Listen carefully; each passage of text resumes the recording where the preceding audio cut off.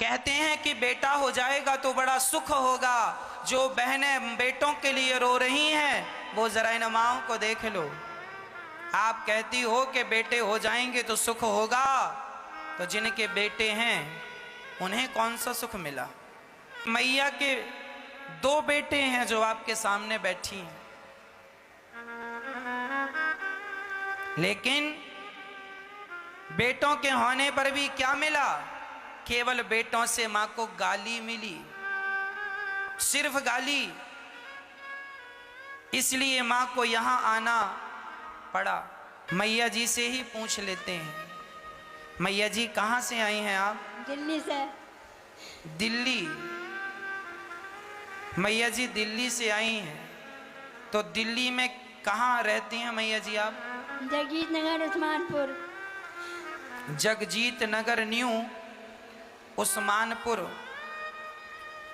गढ़ी मेढ़ू दिल्ली।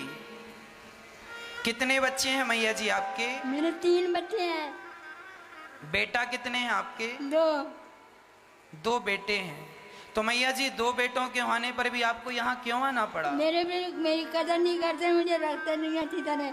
सामने बैठ के खाते रहते हैं, मैं पागल की तरह बैठी रहती हूँ। माँ के सामने बैठ के बच्चे खाते हैं और भोजन को भी नहीं पूछते, जबकि माँ का शरीर इतना बूढ़ा हो चुका है। मैया जी आयु कितनी है आपकी? उम्र 75। 75 वर्ष की आयु है। 2 बेटे हैं तो कोई एक बेटा तो ये बोल, एक भी इस बेटे ने ये नहीं कहा कि माँ हमारे पास आओ हम सेवा करेंगे? छोटा बेटा कहता है, लेकिन उसकी बहू बहुत खराब है। वो कहती है मेरे पास मत आना, नाले में डूब के मर जाना, जमुना में डूब के मर जाना।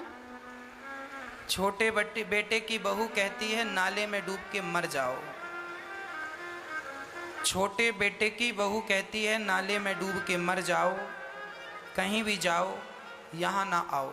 बड़े बेटे ने नहीं कहा कि आप यहाँ रहो हमारे पास? बड़ा बेटा कहता है निकल जाओ मेरे घर से, मेरे कपड़े फेंक दिए उसने उठा करके। बड़े बेटे ने माँ के कपड़े उठाकर बाहर फेंक दिए, कहा निकल जाओ। बड़े बेटे ने भी कह दिया घर से निकल जाओ। छोटे बेटे की बहू ने कह दिया नाले में कूद के मर जाओ। अब बताओ, ये माँ का देखो, माँ का हाथ भी कंपन करता है, शरीर कपता है। इस उम्र में जब ठीक से खड़ा नहीं हुआ जाता, 75 वर्ष की आयु है, इस उम्र में जब शरीर जर्जर हो गया है तो बताओ फिर 2 बच्चों को माँ बाप क्यों पैदा करते? इसीलिए ना कि इस उम्र में ये सहारा बने। इसलिए तो पैदा नहीं किया कि तुम बड़े हो के मेरा बोरिया बिस्तर सामान बाहर फेंक दो कि निकल जाओ मेरे घर से। सच कहता हूं मेरी माँ, इस दुनिया में सबके घर होते हैं, लेकिन एक स्त्री का, एक माँ का कोई घर नहीं होता। जब तक पति होता है तो वो ताने मारता है मेरे घर से निकल जाओ, गुस्सा आती है तो बोल देता धोखे से निकल जा मेरे घर से, और बेटे ने कह दिया मेरे घर से निकल जा। तो बताओ फिर इन माओं का घर कौन सा है? सारी जिंदगी जो माँ अपने बच्चों को अपना मेरा बेटा मेरा बेटा मेरा बेटा कहती थकती नहीं थी, उन्हीं बच्चों ने आज सामान बाहर फेंक दिया, निकल जाओ मेरे घर से। माँ का तो दिल ना दुखाओ जिसने तुम्हें जन्म दिया है, और वो भी इस उम्र में। बच्चों की जरूरत होती है, जब बच्चों के सहारे की जरूरत होती है माँ को, तब बच्चे अपनी माँ को घर से निकाल देते हैं। पता नहीं इस माँ के लिए इनके बच्चों के पास जगह नहीं है। खुद की संतान खुद के बच्चों के लिए भरपूर जगह होगी। प्रार्थना करता हूं कहीं इनके बच्चे मिले तो जरूर हाथ जोड़ के कहना वाह बेटा, अपनी माँ के साथ क्या ऐसा व्यवहार करना शोभनीय है? क्या अपनी माँ को बुढ़ापे में इतने आंसू देना तुम्हारे लिए यही ठीक लगा तुम्हें?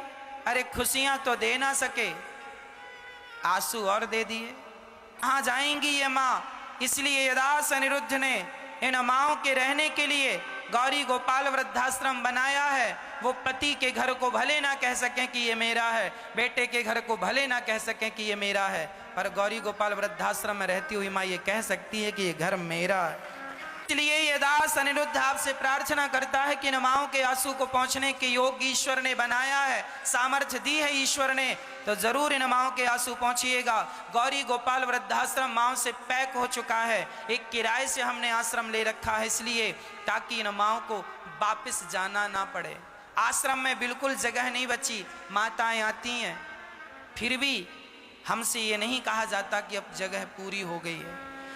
1000 माताओं के लिए बड़ा आश्रम बनाने की जरूरत है, उसके लिए प्रार्थना करता हूं। तो आप ही पहुंच सकते हैं अपने सहयोग के बल पर। ये दास अनिरुद्ध इन माओं की सेवा करता है, आप सभी सहयोग करते हैं, पर बिहारी जी की कृपा ये सब काम हो रहा है। अब आपका तीसरा बेटा ये दास अनिरुद्ध है, भले वो 2 बेटे सेवा ना कर पाए हों, पर ये दास अनिरुद्ध आपका बेटा बन के आपकी सेवा करेगा, आपको वचन देता है। 2